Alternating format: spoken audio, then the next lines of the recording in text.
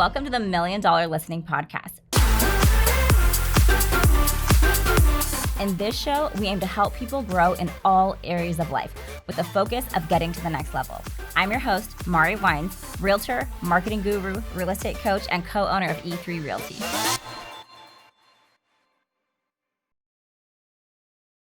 Trained by the Department of Homeland Security and graduate of the FBI Citizen Academy, welcome, Gary Tabke. Thank you. Appreciate being here. How are you doing? I'm good. Good. It's a little rainy, soggy this morning.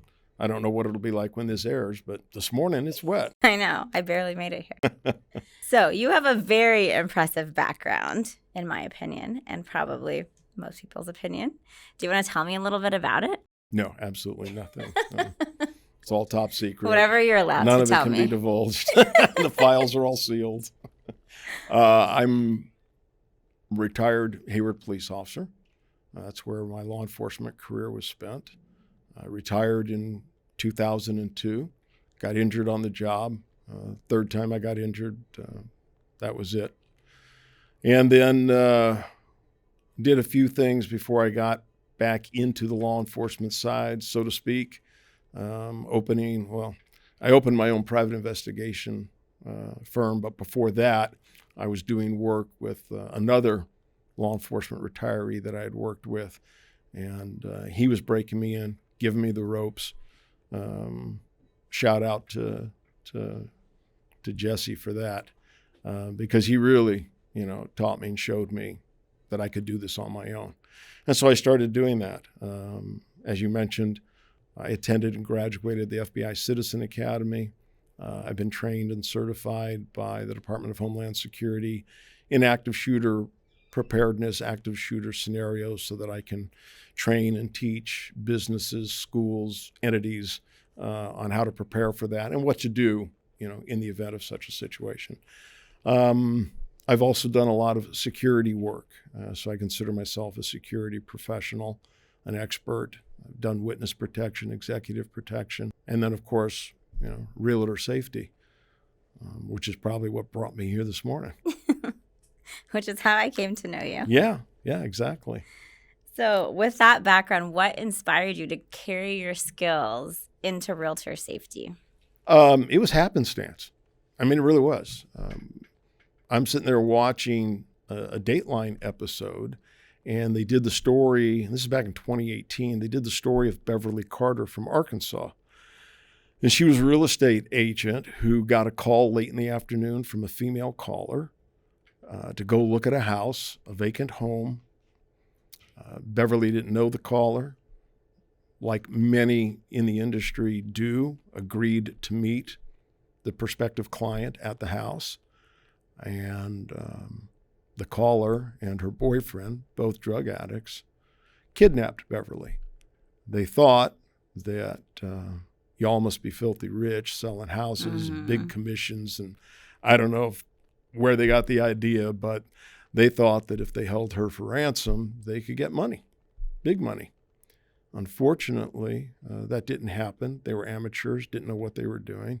And several days later, her body was found, duct taped and in a culvert on the side of a road somewhere. And it just struck me, one, that this had happened, and two, how did this happen? How did this professional get sucked in? What transpired?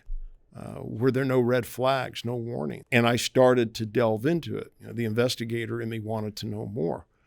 And the first thing I did was get online and start, searching for realtor assaults, unfortunately, realtor rapes, realtor murders, anything that I could generate some kind of background on.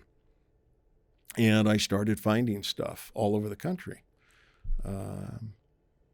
Ashley Auckland in Des Moines, I think it was Des Moines, Iowa. Her murder's 12 years old now, unsolved. She was hosting an open house at a townhouse. She got shot to death. Nobody knows by who, how, why. It's an open case. And then it was like, okay, what about our own backyard?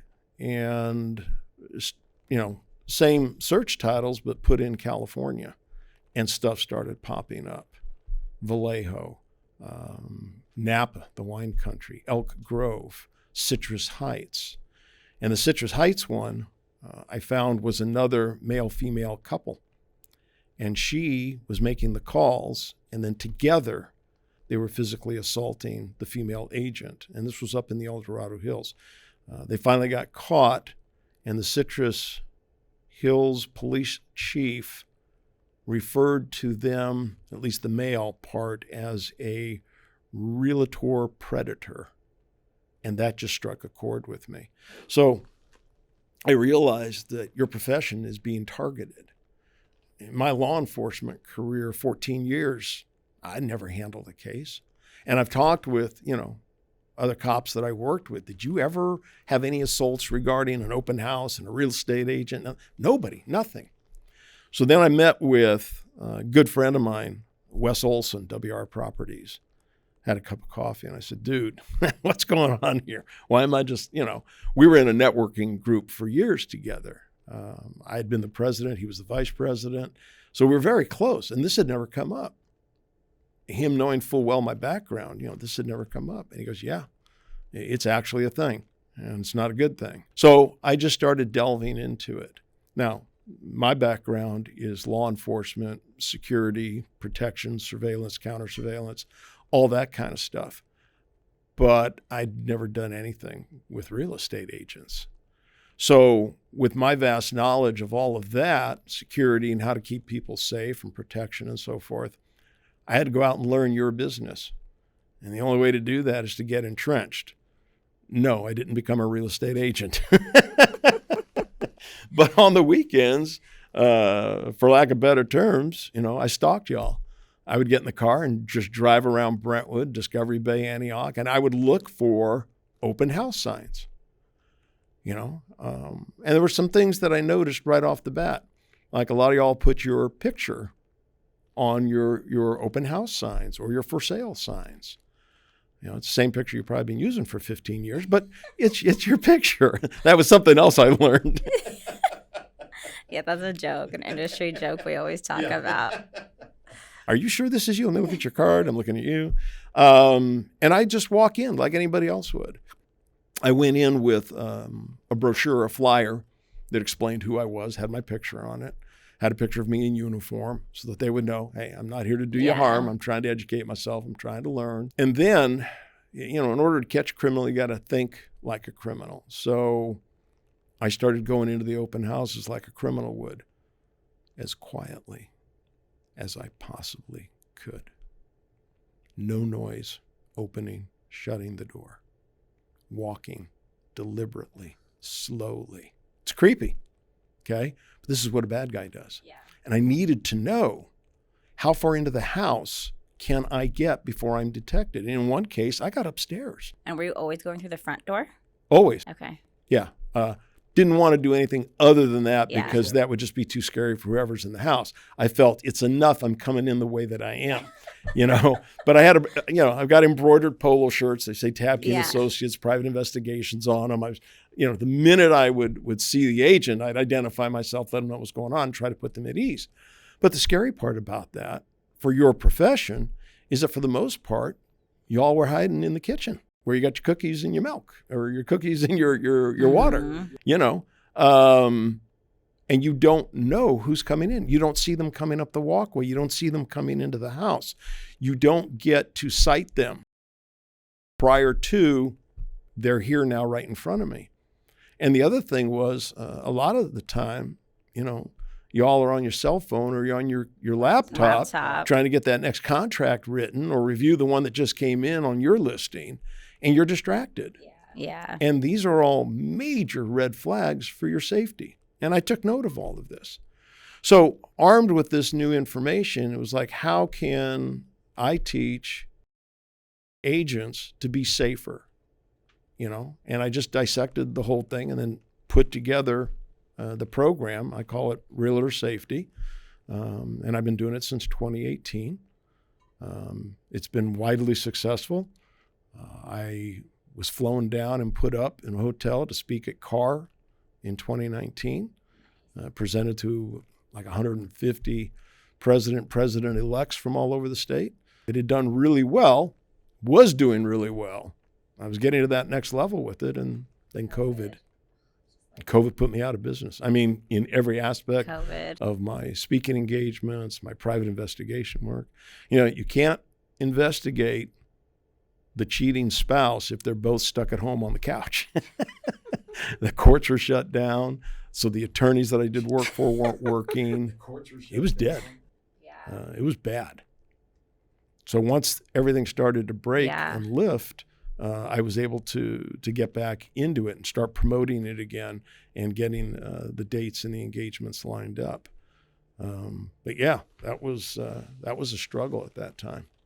Yeah, I think, and just going back to what you were just saying, I think after your presentation here at our office, the next weekend there was an agent. She had an open house. And I think you must have taught her this in the training, or she took away from it, but to always just stay by the front door. Never go to the back of the house if someone's in there alone. And so sure enough, a guy came into the house and said and he went back in the rest of the house by himself, and she stayed right by the front door. And he said, "Hey, can you come show me something in this master bedroom closet?" And she's like, someone else walked. Luckily, she didn't go anywhere near. She stayed by the front door, but she won't do them by herself anymore now. Statistically, an FBI statistic, in the house, the room where most rapes occur is the master or the main bedroom. And in my presentation, my class, I talk about not showing the home. Stand at the open front door and direct them in, give them some of the highlights, and tell them you'll be there at the front door to answer any of their questions when they're done, especially if it's one or two men. Okay, it's not a couple. And as we've already learned here this morning, couples can be dangerous as well. Yeah. So you can't let your guard down. Oh, well, they're a husband and wife. They may not be.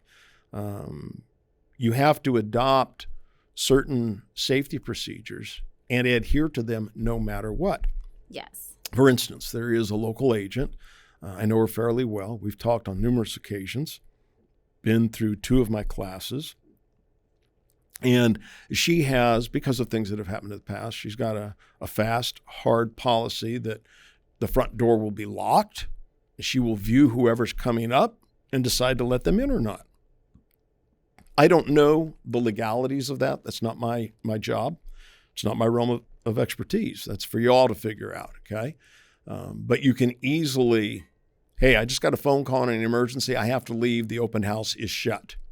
It's down. Okay? And if that means you got to leave, actually leave to protect yourself, that's what you do. Both legally and physically. That's what you do. She was hosting an open house. She had the door locked. 2 men walked up the walkway to the front of the house. And as she explained to me, I just knew something wasn't right. And I'm like, don't tell me you opened the door. I did.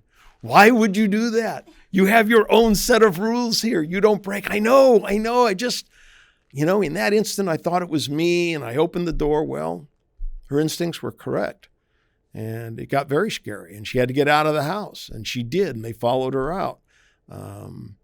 And they wanted her to show them the garage. I guess it was a man cave type garage or something special. And she's like, hey, the door's open. It's right there. Go ahead. Very intuitive of her, though. She said, oh, by the way, have you noticed our security system on this house? Camera there, camera there. We're being filmed right now. We're being watched. But that didn't even deter these 2 guys, which, levels the height of anxiety. Fortunately for her, a neighbor, inquisitive or whatever, had been watching, from his house and got the sense something wasn't right and came over. And with that, these 2 guys left. So you have to establish these safety procedures, and then you don't chuck them for any reason. Yeah. You have to be hard fast with it. I'm doing this for my protection. And the minute we second guess ourselves, almost always is the minute that something bad's going to happen. Yeah. And that's the last thing that you want. Yeah, we have a hard rule here, even from a business standpoint, before safety, but because of safety especially, we tell everyone, do not show any houses unless they're pre-approved and you've vetted them out as a client, because otherwise you're just wasting your time from a business perspective as well. So if you have that pre-approval letter, you've talked to the loan officer, which for our case, our loan officers are in-house. So a lot of the times we all know the person before anyone ever takes them to a house, but sometimes it's outside loan officer. But sometimes there are people that push and we're like, we're so sorry, we don't show houses to people who aren't pre-approved. No, you have to do that in this day and age, because a lot of these people will lure the agent away from the office, where they can't defend themselves, where nobody else knows them. And I preach this. Don't ever meet a client for the first time at the house. Just don't do it. Don't do it. Yeah. You know, well, I might lose out on a sale. And this is all about sales. I get it. I totally get it. But it's also about your safety. And I prefer that they come to the office. Somebody else in the office gets to meet them, can identify them, can describe them, ask for their driver's license, make a copy of it. Oh, that would be too offensive. I couldn't do that. Really? When was the last time you bought a car? You're standing out in the parking lot looking at a new car, and the first thing the guy does, or the gal, they ask for your driver's license. And they take it inside to make sure, one, that it's valid, and two, they give the information to the finance manager, because while you're looking at the car and taking it for a test drive, he's running you to see how much they're going to be able to gouge you on interest rates and the price of the vehicle. Yeah. So, you know, don't do that to yourself. Yeah. Well, and it's sad because a lot of the people who are desperate for that sale, who are going to ignore that rule, are the newer agents who are less experienced in every which way. And more excited to make a sale. Yeah. You know, sure. Well, they come in-house. They see who your top money makers are.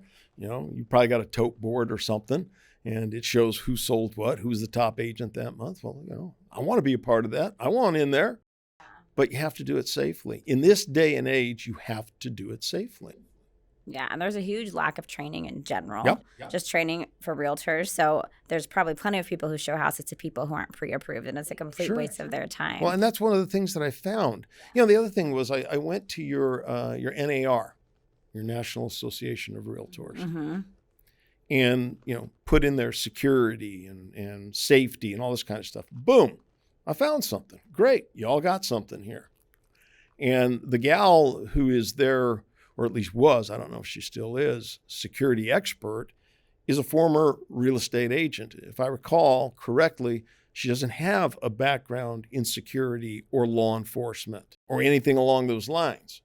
So I looked at the 10 safety tips, and 6 of them were okay, not bad. 4 of them were pure garbage, you know, that I could destroy and pick apart for various reasons. And that was another thing in my preliminary investigation into what y'all do and how you do it. And I'm like, this stuff is wrong. This could get somebody hurt. No, you don't want to do that. Yeah. And here's why you don't want to do that. But the NAR, not coming from the background that I come from, they wouldn't have that knowledge set. And I don't know who they spoke to put that together. You know, you can talk to a lot of people in law enforcement, even at the government level, who, if they haven't worked the street and worked street crime and that type of stuff, they don't have that experience. They don't have that background. Yeah, and I think it's safe to say the majority of people do not have that experience or that background.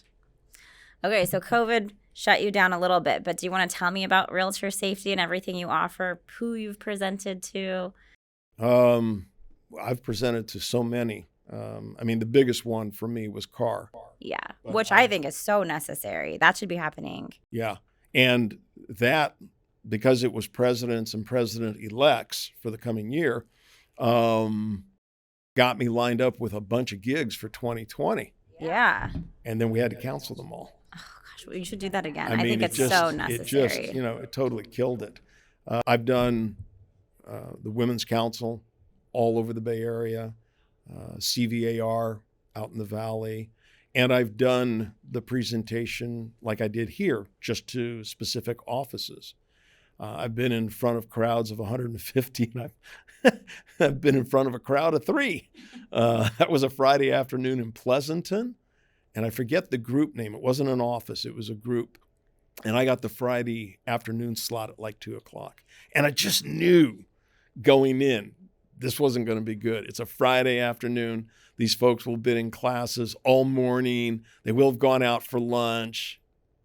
It's probably not going to be a big crowd. It wasn't. It was 3.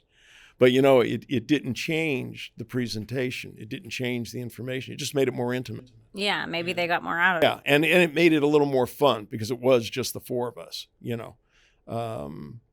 So I have never done anything nationally. And that was the goal in order to get this message to more people. And with the gig with Carr down in LA, I felt like I'm right there. I've now got this. I had done another thing for notaries, traveling notaries, mobile notaries. Gosh, to me, that would be even bigger of a danger. Because they're going into people's homes. Yes, at all hours. I did one for them in Sacramento, and then I did one for them in LA as well. So I was on the precipice of where I wanted to go with this thing in trying to reach a bigger audience. And then, like I said, COVID just killed it. Well, Michael Gordon's not here today, but him and his wife, Trisha, are on the board at Carr. They're very involved at NAR, too. So you should get connected. Again. Because I think it's I think it's so important that people learn this. Well, the unique thing that I found in doing it is some of the stuff, a lot of the stuff that I bring up, nobody's thought about. And the stuff that I identify as problems, it's an awakening for a lot of folks. Let's go back to your professional photo and using it on open house signs or your for sale sign. And it's a hard question to ask, and I don't want to offend anybody, but I would be remiss if I didn't ask it. And so I do. What are we selling, folks? Are you selling houses or are you selling your image? Do you want somebody to buy from you based upon your appearance only? Is that what you're marketing and selling? I go to the grocery store, to Safeway, and they're on my shopping cart, buy real estate from me. And there's the picture and everything. I'm like, why do you do this? Because see, the stalker, the serial rapist, that's what attracts them. There was a guy in Pennsylvania that specifically targeted female real estate agents. He had a list of over 200 women that he was obsessed with. And one of the things that he said was, I enjoy the hunt and I can't wait to get my prize. Ugh. So yeah, it's sick. Yeah. And he is mentally sick. He's in prison, probably going to be there for life. He came up for parole once already, was denied.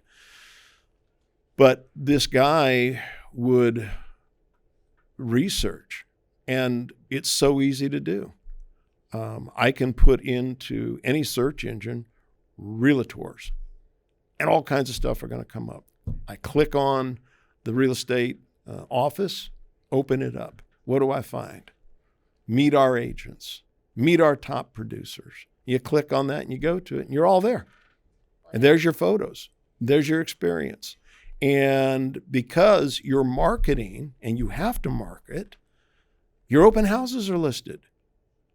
Okay? So y'all make yourselves easy targets. And some of it you can't control. You can't control that aspect. Now, maybe you don't want to put your photo up there on the website. Okay? You can do that. I just don't like it out on the street because then there's the rapist of opportunity. Yeah. And just like when I was trying to learn your business, he's just driving around. He sees a sign with somebody's picture on it, and for whatever reason, he's attracted to that, and he goes and does what he does. The serial rapist will plot it out and wait. Like he said, I enjoy the hunt. There's a whole process that they go through. They'll come to your open house and meet you for the first time and look around. They won't really give you any information, but they'll yak it up with you, and you're in sales. Hey, here's my card. If I can help you. If you don't have an agent, you're doing what you do. That's your job. But there are risks involved with that. So you have to keep yourself safe while doing that. Do that at an open front door. Always make sure the back slider is wide open. Gary, do you have any idea how hot it gets out here in the summer? Oh my God, the air conditioning I'd have to run, my client's PG&E bill. Guess what? You're not paying the PG&E bill. Yeah. By the time they get it, the house is probably sold anyways. Yeah. during the winter. Run the heater. There's nothing that I'm aware of in any of these contracts that you all have that say you will keep their PG&E bill to a minimum, right? Right. So you do what you have to do to protect you. It's your safety. Why wouldn't you do that? Yeah. You had mentioned earlier the individual trying to lure the agent into a closet or something. One of the biggest tactics used is calling down or out to the agent to say there's a leak in the bathroom, in the master bath. Oh, gosh. So, we just talked about the PG&E bill, and oh my God, I got to take care of my client, and want to protect them from this, that, and the other thing. Oh my God, there's a leak. What's the first thing we do? Yeah, there's nothing to get a realtor moving faster than saying there's a leak. There you go. And most realtors who are experienced have enough exposure to leaks to do the repair themselves, or at least know who needs to be called. But they're going to want to take a look at it. Yes, of course. So my answer to that is just yell back, again, and then walk out of the house. Yeah. And you can always turn the water off from outside the house, too. That's true. There you go. Okay? But get out of the house and get on your cell phone. Call somebody. Okay? Get somebody on the phone, because this individual is going to wait. Hey, are you coming up here? It's really bad. And now they can't hear you responding because you're out on the driveway. Yeah. So eventually curiosity is going to get the better of them. They're going to come downstairs. They're going to go out front, and they're going to realize the gig is up, and hopefully they're going to leave. They're not going to try to attack you out on the driveway in public like that. Yeah. But that is an often used ploy. And y'all are so ready to take care of the property in your client's best interest. Yes. I understand that. But guess what? The bad guy understands that also. And then going back to training on our side is that we don't put a house on the market unless it's fully inspected and you know every single thing and you know where that water shutoff valve is. Right. So that's a huge part of it too. You would know there is no leak on that inspection. No, that should be a major red flag. Get out of the house. Get to a place that's safe. Get on your phone. And so I know you talked about some pretty scary murders that have happened across the country, but what are some dangerous positions you've heard of realtors being in outside of that, maybe even locally or not locally? An assault is an assault, and it can happen anywhere. FBI statistic, most assaults will occur within 2 arm lengths of the victim. It doesn't happen from across the parking lot. It doesn't happen from the curb out front. The guy doesn't get out of the car and yell at the house, "Hey, I'm coming in to assault you. Get ready." Oh, shit. No, it's okay. We're allowed to cuss. There's been a lot worse things said on here. They're going to get a lot closer, okay? Because they want to maneuver themselves close to you so that when they pounce, because they're hunting, when they pounce, they have a degree of success. And they don't want to telegraph that prior to when they're ready to pounce.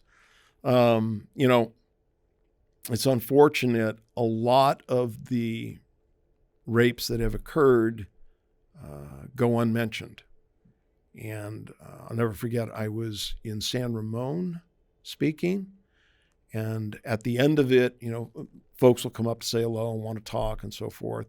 And a lot of times, the agents will want to tell me about a personal incident that happened to them. In this particular case, a female agent approached me and said, one of the female agents in our office was just raped 2 weeks ago while hosting an open house. Geez, I've not heard about this on the news. I didn't read it in the Times or anything, and that's a problem.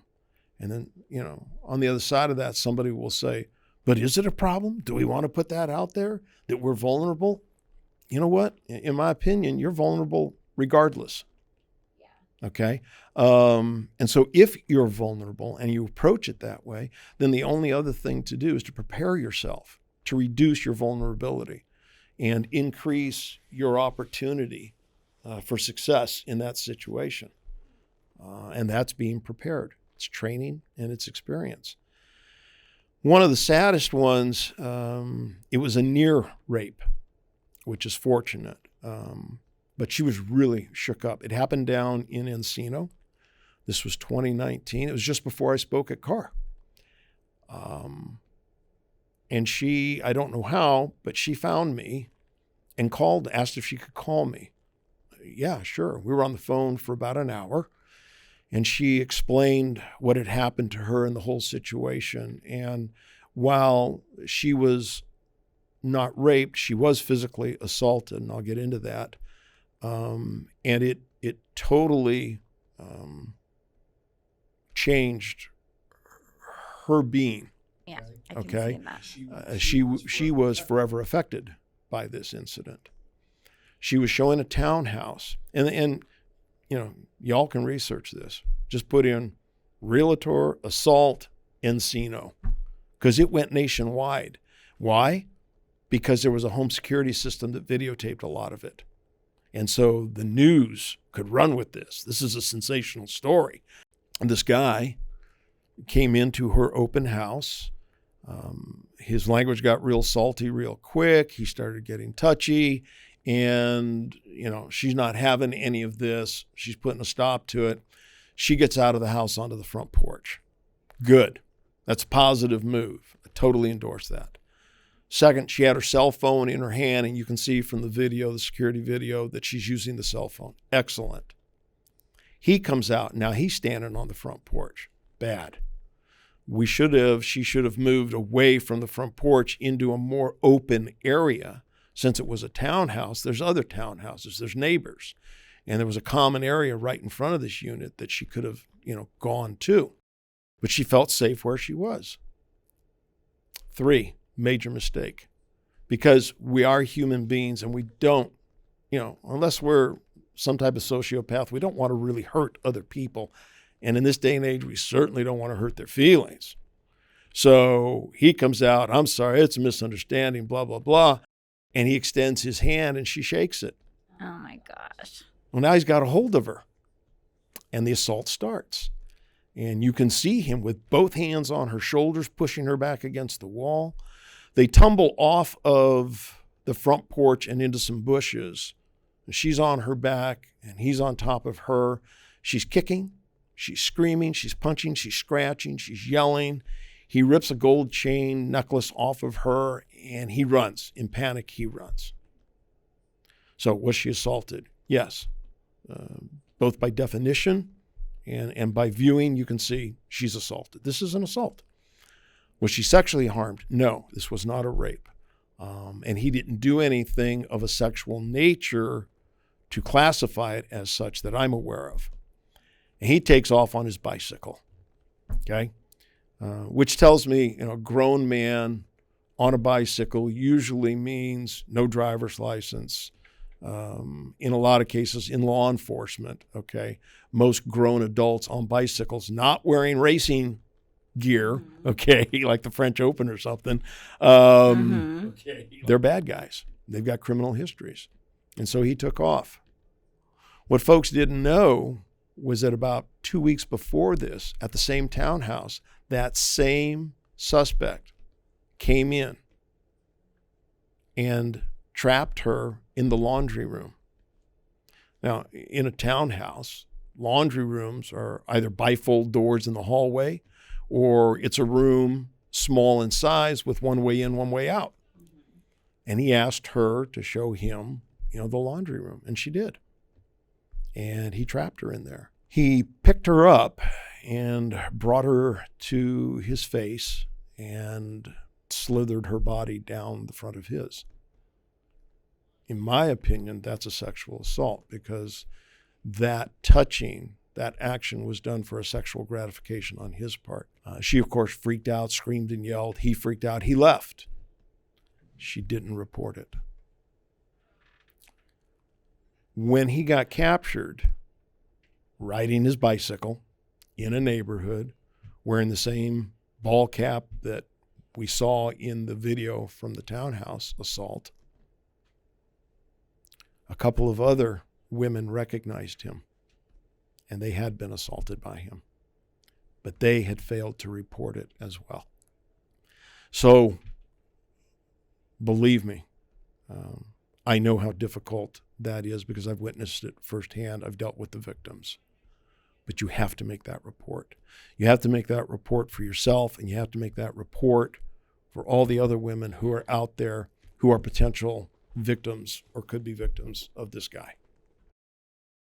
So when I got to Carr, that was on everybody's lips. Everybody was talking about it. Did you hear? Did you see? Definitely. Yes, I did. I'm aware of it. And actually, I've had a conversation with the victim. Great gal. She's doing well.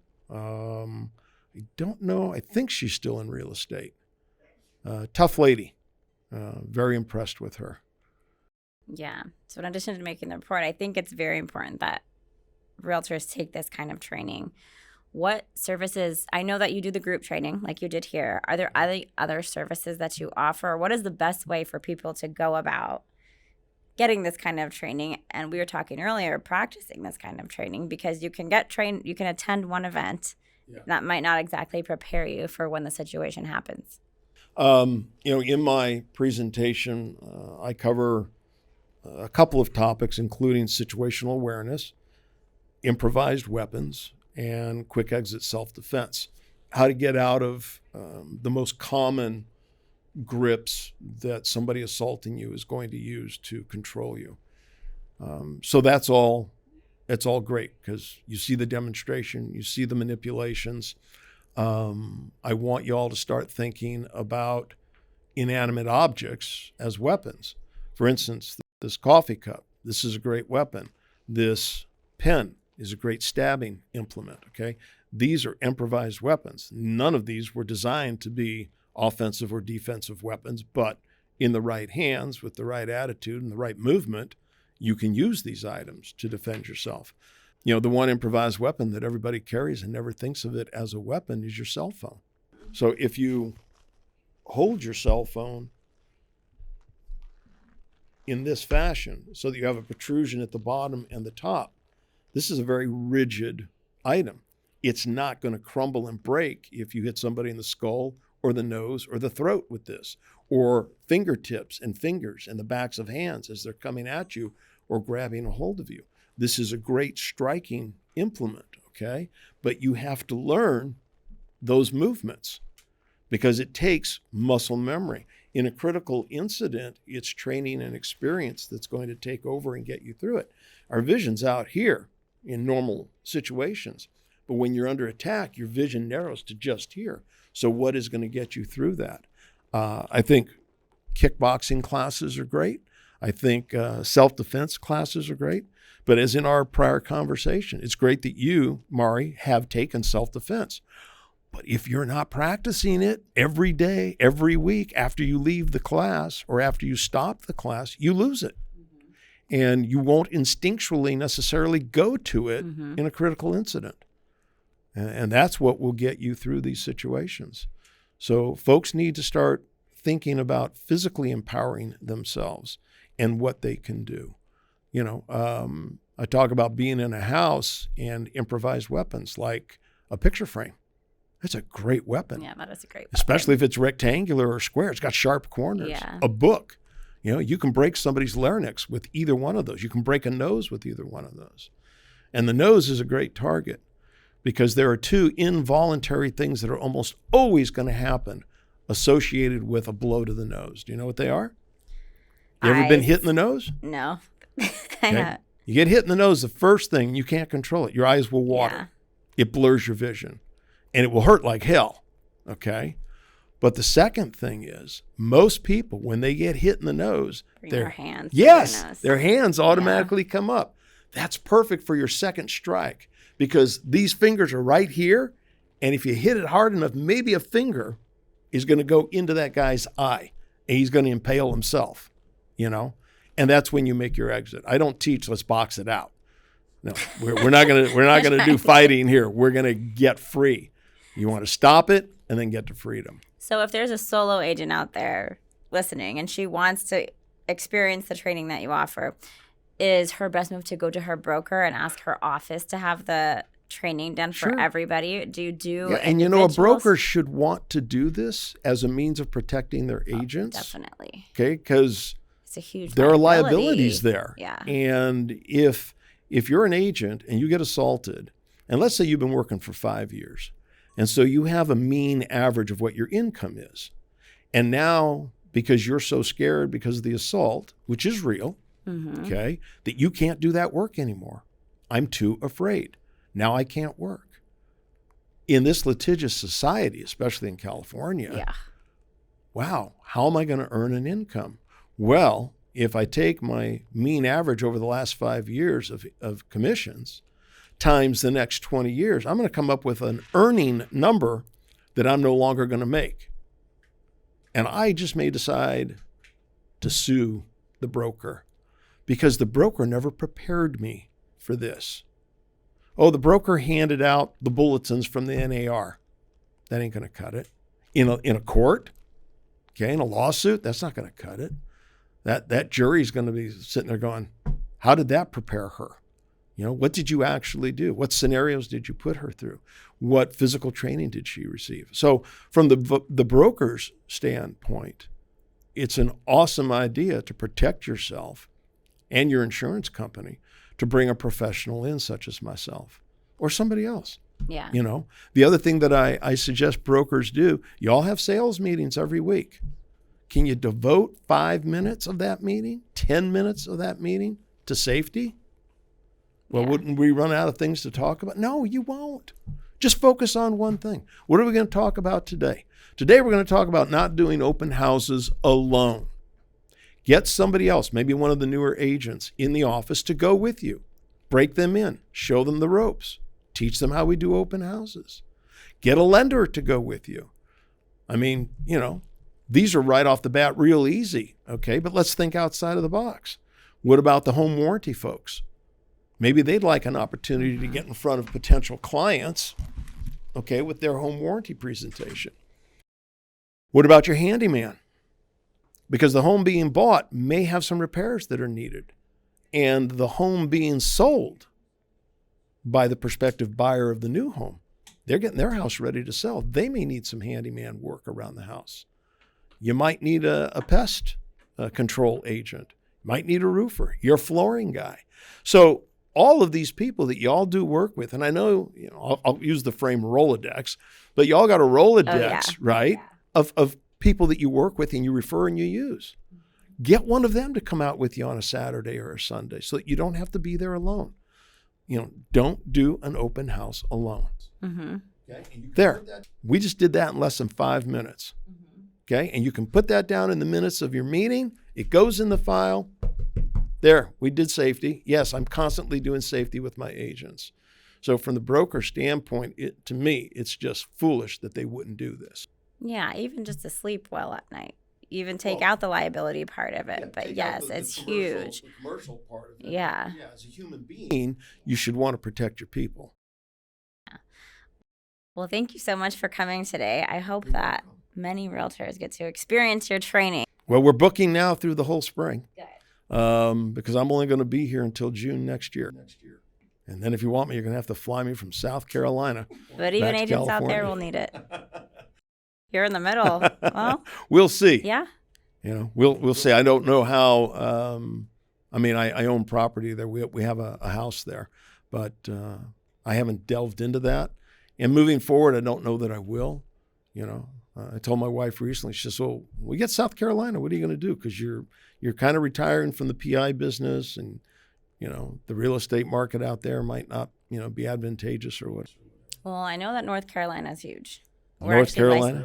We're licensed in North Carolina now, Cool. And there's a lot of people moving there.